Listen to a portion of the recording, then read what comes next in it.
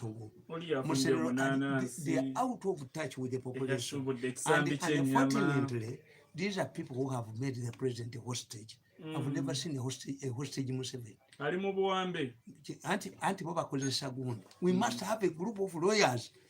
We must have a group of doctors to counter the Museneros, who are commercial doctors. Me, I'm not disputing it. Why do you go to Kenya to buy gas when you have a factory here? Oxy gas. Yes. Hey, gas wali. Oxygen wali. Negundi. No, bana bakola amabati bagaba n'obwerere. Nesi kye baagala. Kakati I was disappointed myself. Ningamba abaana bange nti what we have to do is to create a parliament infu bagiwa ssente kiza besi gye bamuwa ssente n'ayogera ebyobusiru kubanga yayagala abantu bayike mu kibuga. You must plan for your people. President Museveni is a peasant of bakopi. Abakopi balese emmere yaabwe, abakopi balese ebintu byabwe, abakopi balese ennyama yaabwe mu firiji thinking that tomorrow bajja kukola. Why do you punish the bakopi? Already God has punished them. Over Satan, n'aleeta COVID, and you are punishing them. Why should bakopi be punished again? That's Museveni is the president of bakopi. Kana bagamba wano ne bagamba nti mukirinde kijja na balola. Kijja na balola. Nabagamba nti kijja na balola. Nabagamba nti are you interested and interesting in my village? Mafias in Uganda would take advantage of every calamity to enrich them themselves. So coronavirus outbreak as an opportunity to steal money. When President Museveni introduced tough measures like he has done now, the mafias were not threatened. Borders remained open as well as Entebbe International Airport. Sebo President yagamba nti mugambe bamalaya bazzukulu bange abo baleme genda mu basajja ne bagamba tuguze Bad Black ayogere ne bamalaya ku miliyoni 600. Bad Black nabo bamalaya bamumanyi bana abanonye ekikumi. Olwo kayingira kijja na balola nga kijja na balola bakaleeta bakayita locust. Akalolo botakakwata bulungi. Akalolo nengo oli pessimistic mu nsonga zino. Tamale. And it again the supporter wa Museveni. Mu byobufuzi batuga nti the paranoid is survive. Omutitizi ya survive nga byobufuzi. Kasanda baba no ba Musenero. Ne mbatandikirawo nti nze era mu writing now. Nabagambye nti what we need to do is to go back to parliament. Museveni yagitya bajja musaba ssente to improve on the heresy act. Ebirimu tafu measures bino byayogera. Kugamba the president allowed people, as he has done now, to enter the country on condition that they would be quarantined for 14 days, but pay for the cost of accommodation and feeding during this period. This became very attractive to the mafia gang, who knew they would influence the authorities to take travelers into their hotels. The mafia looked at isolation quarantine as a source of income, and their simple calculation was $1,400 for every traveler in just 14 days. Secondly, they used their influence and their wide network to get relatives and friends out of isolation centers. More like the cannibals at my village who fed on Mourinho's body and developed the deadly Luyiro. Ewafu wali omukazi mukadde yalwala oluyiro nga bamuyita Mourinho. Naye abasezi bonna baamulya balwala oluyiro. Ne tubategeera nti abo basezi. Like the mafias, like the cannibals who fed on Mourinho's body and developed the deadly Luyiro. The mafias in Uganda underestimated bali oluyiro. Bali coronavirus oluyiro. Bali oluyiro. They underestimated the coronavirus. They did not know that by allowing their relatives to violate quarantine, they were taking the coronavirus into their homes. This was not the usual case from which they used to steal billions of money, the way they did it during the locust invasion. They were inviting death into their homes and into Uganda. On the other hand, more like the baby monkeys, I referred to, I referred to earlier in my submission, junior immigration officers at the airport allowed travelers to enter the country at a fee, forgetting that they were also putting the lives of their families at risk. By the time the president moved in to close the borders, a lot of damage had been done, and Ugandans will pay a heavy price for it. Oyo mutani wa Mirundi. Ekyo wakyogerako. Yes. Nti mumufudde enzige. Wakiragula. Yes. COVID si nzige. COVID kakooko. COVID kaloolo katwale kajja enkoko ku magi. Because there is no government that can fight this kalolo kakooko alone. Is Ebola. Ebola was not as spread as this COVID-19. No. COVID-19 touches the economies of countries. Countries, economy yenyini jikakwatako. Kakati ya president moved in, Kenya tebagala bisawe. But we are buying oxygen from Kenya when we have a company here. Nebino mukamawota bimanyi. Anti kakati gwolowooza kankubulire. President Museveni yabadde ayogera nga ku lunaku lwe lumu kuliko sitole y'eddagala lye babbye erirye. Ani yagitaddeyo? Why did it? Tewalabye eddagala lye babbye? Mulye basanze ennansana ne malwaliro ag'enjawulo. Why did it coincide with Museveni's address to the nation? Tuyabamalira biseera n'eddagala lye balimubbako. Kati waliwo gwe baagala okugoba mu ministry. Me, I know them. I watched them even this morning. I was watching a meeting. Nembaweereza message nembaga nti kati nabawaddemu nange ceasefire nwana na COVID-19 naye nange mundekeremu emirembe. Mbaga ekijja boogera meeting yammwe gye mulimu okugabana trillion esatu eza Museveni ngimanyi eri ku Serena naye sigenda boogera mwe nabatadde nange family yange kati eneetaaga. Era nali nganya okudda mu government I can come back. Why? We need now to twetaaga okuba abasajja bano abalinaanye Museveni. Watugamba tolidda mu government. Yes, and kubulye for good cause. Kuba kati Museveni is a hostage. We need to have a balance to counter abo abasajja bali ba ssente. Kuba kati what did abamufudde hostage n'okomawo tebasobola kwambalira. Kuba anti era abantu baffe bajja kugiyiwa government. Akalolo kajja kujja enkoko ku magi. Why? Nkugambye ti people abali trapped mu Kampala baliweereddwa n'emmotoka z'amagye oba buses za police to go back to the village. Because the way I'm seeing it, the government and the president, they are in a dilemma. They have no solution. The solution is not to get it. Solution butakafuna. Kuba government eyinaawo solution. According to what the president said, I concluded, government, apart from not kafuna, apart from not contracting COVID-19, government has no solution. Amufunye yote yinaawo kyezzaako. Why? When the president says we are expecting drugs from Russia and China, the problem is in Russia and China, there are no missionaries. They are not charitable organizations. If they are there, they are not as vibrant as those in Europe. Kakati European charity organization, abalokole babadde n'Abamerika okumala ebbanga ddene, we would get cheap eddagala lyalizze ne lyala. The only way of defeating ababbira eddagala abatujjako million 5 buli lunaku is to make the drug available. Allow everybody to bring the drug as long as it has been recognized by get a law that punishes heavily who sells fake drugs. Yes.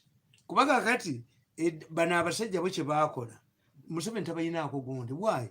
Museveni is paying for his liberalization of the economy. Yes, ebya government byafa. Kakati abasajja baba atereka oxygen waabwe. A business bamuhodinga. Yes, bamuhodinga. You can abembale baga nti ekyuma kifudde. Ekyuma kya oxygen kifudde. Why? This is when you are going to go on a strike, you must punish government at a time when you are badly needed. nti wayawe ekyuma ky'embaale kakati kikutegeeza naffe tulina okufuna ku ki mulago olwafunye nakiri nekifa kati zira capitalists kakati Tamale amalwaliro nago abantu gye bandiddukidde nga gasaba buwanana kugambye nti kasita ekyo President Museveni ne gavumenti ye omwavu wakufa have no solution over these things. Why? We are running a liberalized economy. Nti amalwaliro gali aga private go gastocking eddagala lyago kati the only way of defeating a monopolist is to liberalize. Sukali yalinnya wano n'atuuka ku mutwalo ogwo mwalina abasiramu balina mu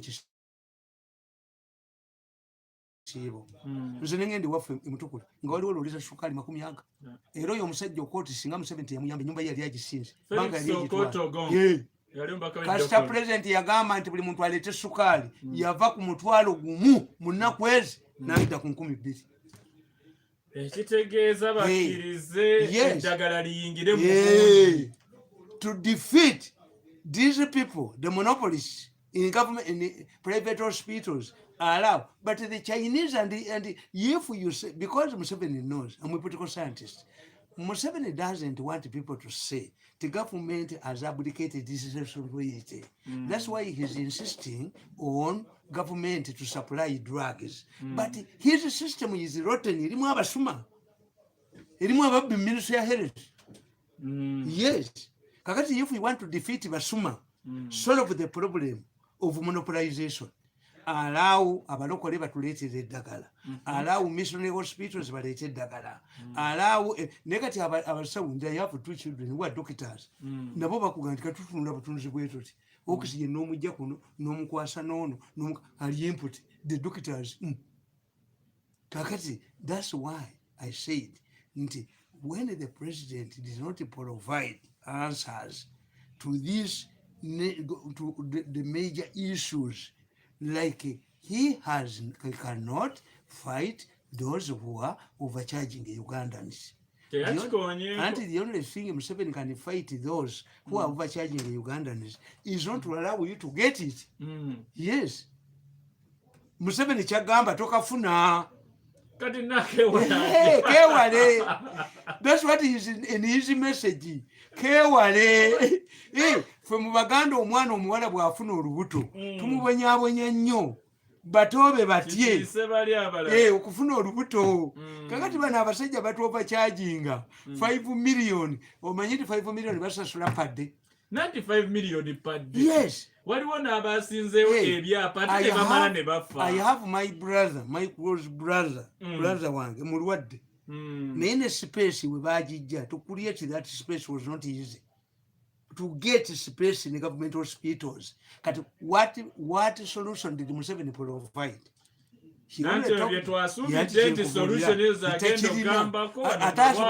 Ate mufirye economy asobola gamba kubali.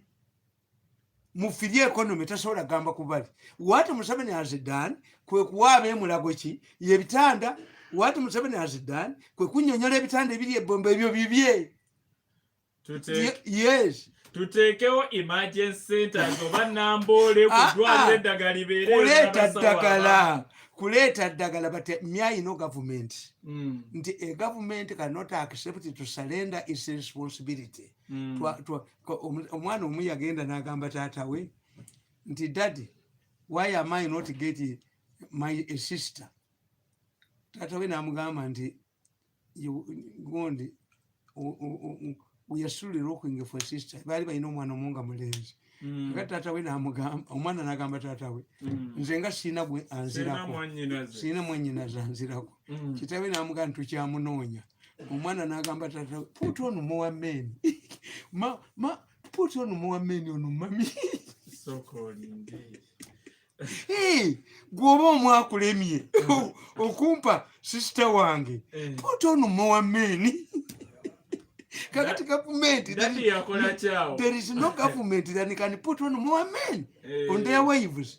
Government cannot abdicate these responsibilities. But the problem is nti Museveni baawadde bo si kye bayina nti kano kakooko kano kalolo kayinza okutta enkoko kayinza okujja enkoko ku magi nti people for Abaganda tuga nti mpaawo magombe kazza abantu mu nnaku zina 42 bayinza okugamba nti oba tufa tukole ki unless we convince them we must give them hope nga bwe bwete ekatonga waliyo hope nti the way is progressing ab'omu Northern Uganda yabasiba as they knew the man is defeating Ikoni is fighting Ikoni nateekawo ne tox zitali mu magezi ensi bagifugira mu hope ensi tesobola mukuggwamu hope nti kati mwe kye mulina okukola ekyeddagala gavumenti tekirinaako solution tulina kwekuuma bwekumi butakakola ki omwana aleme kufuna lubuto oba tuzimbe immunity message kati etambulirawo yes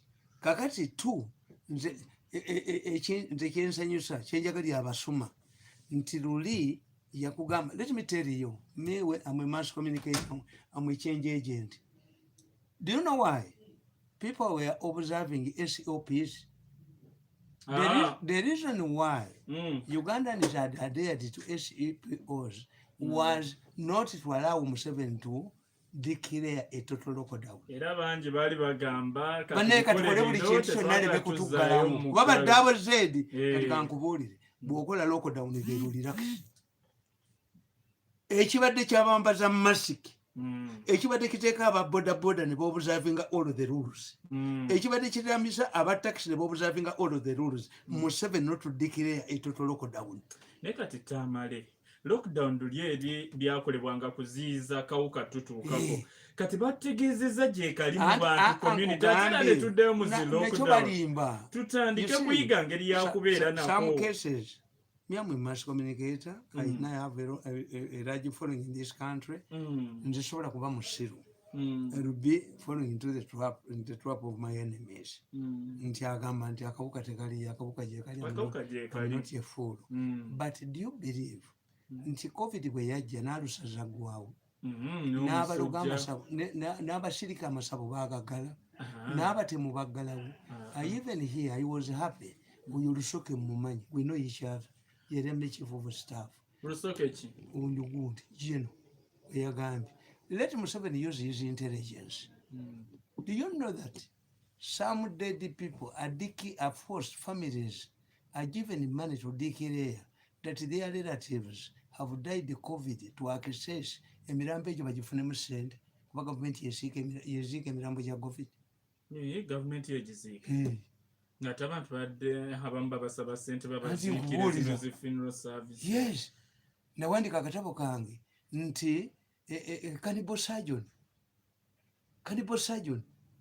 kakati mwemulowooza nti COVID zino figures zonna I'm not ruling out but at times President Museveni naye bamuteeka mu mbeera nti these figures ziva mu abo ba Musenero figures ziva mu baki mu ba Musenero the interest was to Museveni afune total lockdown bagule akawunga era akugambye nti prime minister yes simanya ne bani 3 trillion balabe engeri abantu abali mbere ya bamusenero bali ku kabuli bazina bamusenero bali ku kabuli atenga cheche ne bwe nali badde Museveni nange kye nalikoze nti they have alarming figures yalikoze eki oxygen kati bwe bamu installing emulako oxygen nabaga nti waliwo gondi oxygas ya musajja ali wano oyeta kuli bwako amajja galina okuteeka bune gundi mwebalira ssente kakati nze mbabuulira nti okujjako nga ffe abantu ba bulijjo ffe tukkiriza twobuzaavu ne tudinayinga bano opportunity naye era bamusenero bajja kuddiranga era bifika kuba be babiina era bifika be babiina era bifika be babikola bifika be babikola at that times mu mass communication singa oga nti bannayuganda buli bannayuganda 10 abalwadde bali 8 abantu baga nti tuffenna tuli balwadde isirimu if you tell the people that in every 10 walking Ugandans 8 have HIV kati oba ofudde kubanga abantu baga nti atani atalina and the people despair abaganda enzikuya baluma nebaluma naye abaganda batula ne bagamba nti bonoti enziko nawasanyoko yes despair tewali ddagala tewali ki kakati n'achievement ali achievement za Museveni ba Musenero bazikuba nti yalinga talina kye yakola luli. No, awareness is high. Naye balina kye yes nti bakyeyambisa to get money. Kakati nze ekimpamu little hope nti one president akomezawo firi masks. Two era omwana ono omuwala ono oba yafumbira omusajja kyono muwala wange atalina leediyo. Muwala ki? Era yakuba essimu eno. Muwalawo? Muwala wange ono. Tamanyi program yo. Ngenda kukyekingayo bayinza okuba nga talina leediyo. Okay. Kumpulira. Abaana bange bonna kati bampulira ne maama kwali. Kirabika ono bbawo ono talina leediyo. Oba agenda kumulira abasajja bagaana abantu kubanga omwana wange yali badde awulira leediyo. Naye onaalabika baawuba leediyo agisibirayo mugundi. Mu kisenge. Ayirudonoti leediyo seti tuwa. Kubanga buli lwemba wano yakuba. Buli lwemba wano yakuba. Abalaba tebakuba kitegeeza babeerako ne mama nga abeerako ne mu bino ebya social media byammwe abeerako abibeerako abiraba kakati radio nzibu kakati nkubulya negamba nti hope gye nninamu Museveni oyo nabagamba nti Museveni lwokusifa Museveni identifies enemies from ufa. Kakati gwe sooka otunulira gavumenti eno Museveni okulookinga ekibuga mwana okutulookinga yamaze kukola changes mu prime minister's office. Yes. Omanyi nti oyo gundi bamutulugunya nnyo mu ministry ya health. Ono Nabbanja ate gwe bawaana n'akatweka akalinga mangada bamufiriramu. Anifa Kawoyi Muhanga twenty kati yakubiddwa ne Diana we nkubuulira nti oyo Diana afuge Muhanga. Diana afuge Muhanga. Muhanga mwenyina wa gundi wono je no Muhanga owa mwenda Diana yafunyeyo kati awo Museveni yastabilizinzeewo Muhanga nono Hanifa Bangirana Kawoya Bangirana ajja kuyola akakoza akabaka yise mu dirisa awo Museveni yastabilizinzeewo ministry ya health bw'ateekayo ssente zibajja zisoma. And Kawoya is a widely travelled woman. Abadde mu Pan-African Parliament in South Africa. Yes, because she told me before bwe yabadde tanagenda kuswearinga in. Yes, Kawoya told me nti Sicilies baagemye ne bamala. Era buli agendayo bo tebafaayo oba bagemye oba ewammwe wagema oba olimba bo bakuteeka mu kyuma kyabwe. Balaba oba eddagala mweryo batimubirigo naŋŋamba nti Rwanda balina ekyuma kya 6 hours bw'otuukayo bakkebera oba wagemeddwa oba tonagemebwa. Oba mutaani wange dokita yaŋŋamba nti before 6 days elapse omuntu yenna akkebera nga bakubye gundi eyo doozi akulaba nga alina ndowooza bateekamu era bulwadde bwe bumu. Kakati ekiri wano abantu ekibasikeyalinza okufa ennyo owa HIV bw'omuteeka mukana abwerawo kubanga basantisi ba Museveni abatakolangako na siringi tewalina mpisa gye kimanyi Museveni okuddira abantu abo n'abaire. What have they discovered?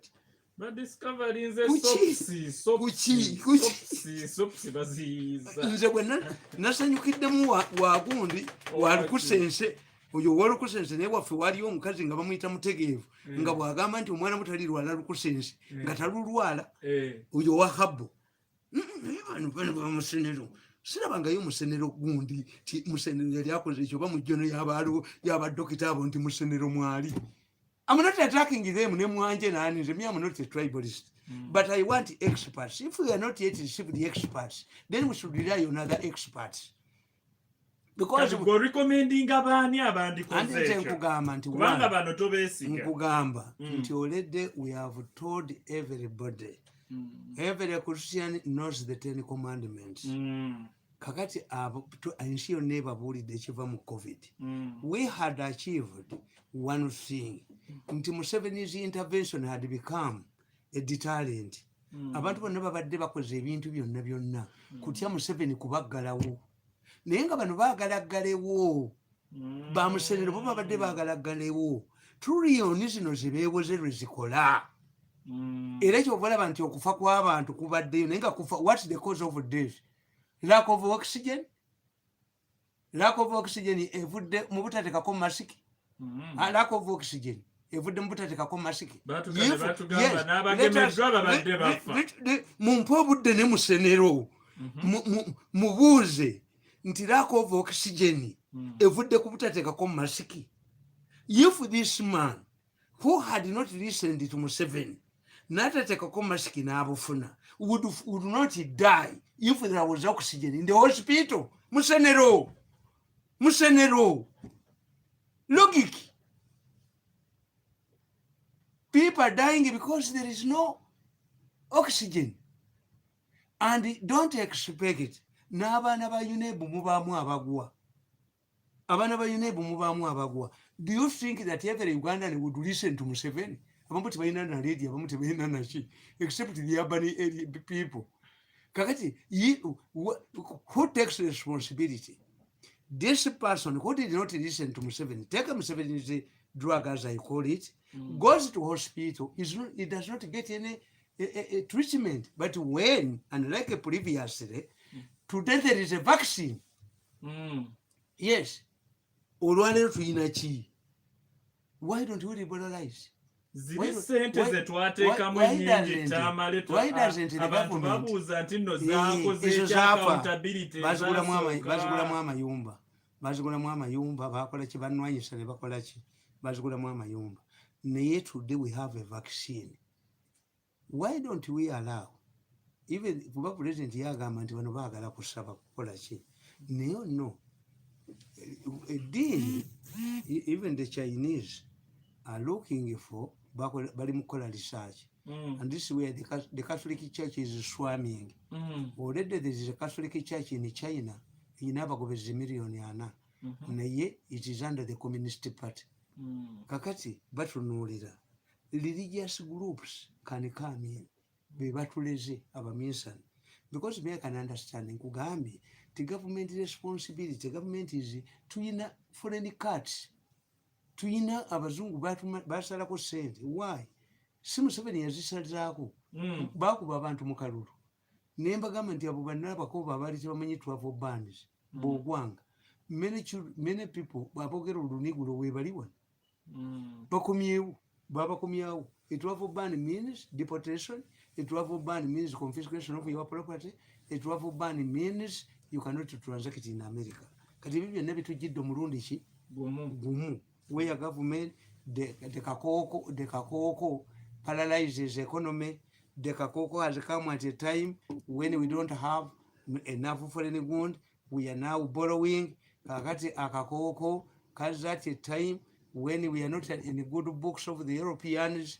Betubadde nabo traditionally uyinza n'okuleeta eddagala livudde China oba mu Russia nga liri mu instructions z'Abalasa. That's why Abaamerika batya Syria. Abaamerika bagenda okutegeera nga ne bwejjako gavumenti ya Syria. The Russians are entrenched. Computers ziri mu Russia naki. Even if you remove the government of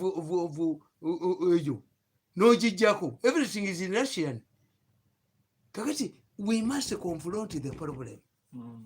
Abantu bajja kutuuka ekiseera Museveni bamuwadde goodwill, bannayuganda bawadde Museveni goodwill, luli tebabba, obutale ne babulekawo.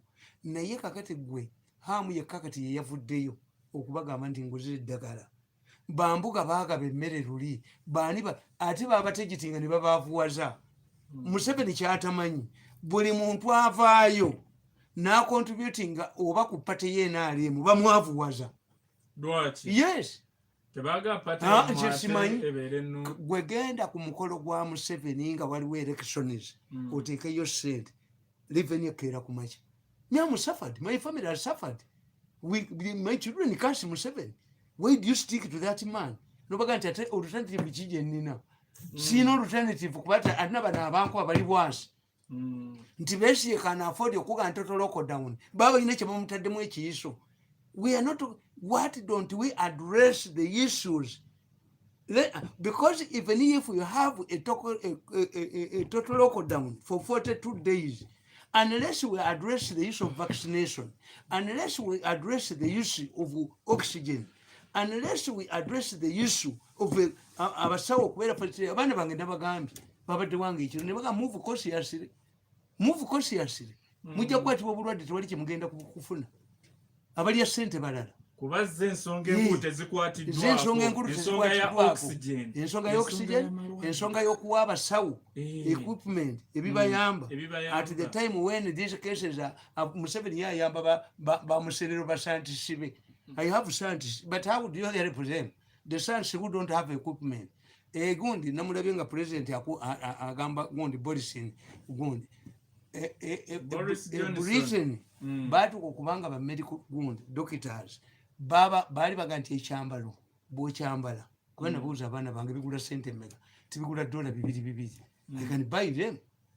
Fino costs zitwala ssente mmeka nejo nabaga nti mumpe gloves tibajja kugamuzitata bajja kuga nti oli mwepansi ninga nidde muzimpe nzi sikwata muntu mu ngalo kubanga traditionally omuntu ekituleetamu obuzibu nsonyi nti abantu bano twakulira mu nsonyi kyobala nti obulwadde nga buno butukola ki nti omusajja mukulu bwakwe ate ffe mu bannabuddu si nze ndeeta omukono omwana muto taleetera muntu mukulu mukono omukulu kitegeeza nti mwenkana akuleetera engalo omukwatemu mulina okuba ne status ki nga bwe bayita nga bolaba abaganda bwe baga nti okugwa mu malaka n'okugwa mu kifuba bya njawulo amalaka muba mulwanagana omuntu gw'ogwa mu kifuba is of your status kakati mwatete mubimanyi omusajja kwata mu kibuga omukono n'agulemera ngoba mu kibuga ngende nalyoka akujumiza emboozi eno eri kubanga mu nsi tewali ayagala kusaba taliyo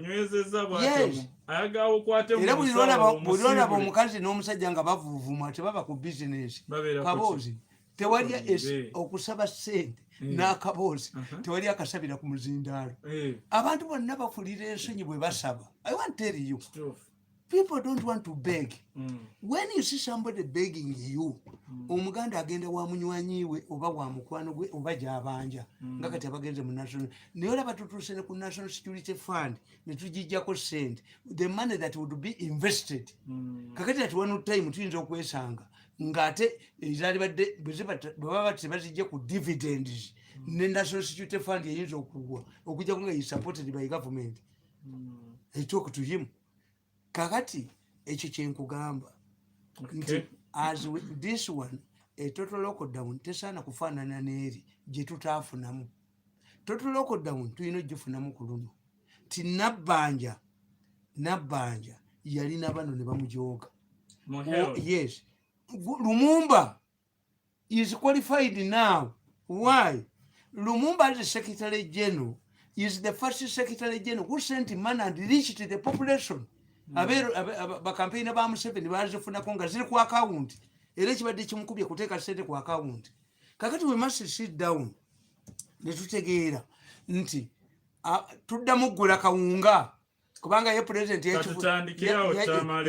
yekifulezinze the prime minister should sit down n'abafine awo abasuma be batandise dda kati abasuma be bali ku serena abasuma be mbalabye ku serena nga bapulaninga okulya trillion esatu abasuma bamusenero batandise dda to share the spoils.